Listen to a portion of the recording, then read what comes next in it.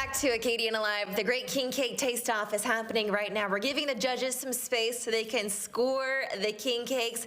But we can't have this whole king cake taste-off and festival without knowing the history of the king cakes. So I brought in dear friend Brady of Vermilionville, knower of all things, especially the history of king cake.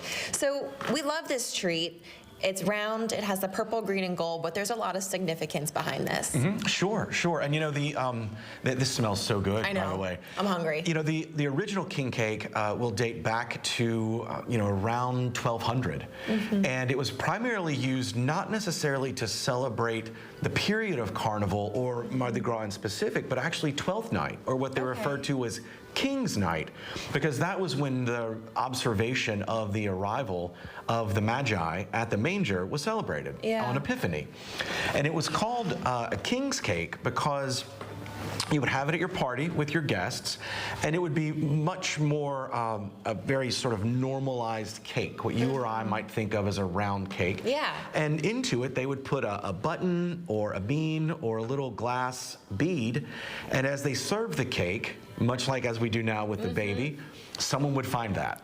And then that person became the king for the night. I love that. And so then from there, that person was now in charge, and they would go off and lead parades in the streets. And so that moved itself forward into becoming this reoccurring sort of Mardi Gras tradition. Originally, it was just that one night. It was just to celebrate King's Night, and not like where we go to the store once or twice a week now within this window to make sure that we can all get them.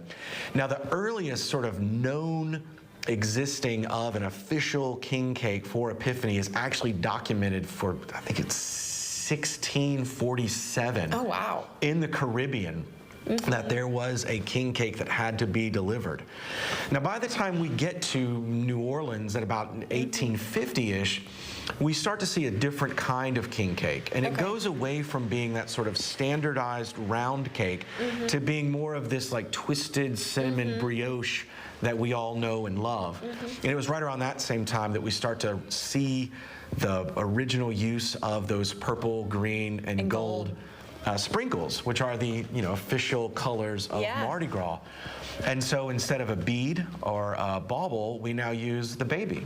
I love the baby. A more literal example of finding that baby Jesus throughout many twists and turns, to get there. But that's sort of the original story of it. Which is so cool. And of course, if you find the baby, then you have to buy the next king cake. You have to buy the next king cake. So you're not king for a day anymore, unfortunately, but you do have to buy the next king cake. You now have financial responsibility. Yeah, I know. But hey, you'll be the favorite because you do come bearing gifts, and that would be king cake. And Brady, for our friends at home, if they want to come see this gorgeous display, where are you guys located? Sure, we're at Vermilionville, 300 Fisher Road, right here in Lafayette, and we'll have this Mardi Gras exhibit up through most of February. It's so beautiful. If you haven't seen it, come see it for yourself. And stay tuned. We have more great king cake taste-off coming up after this.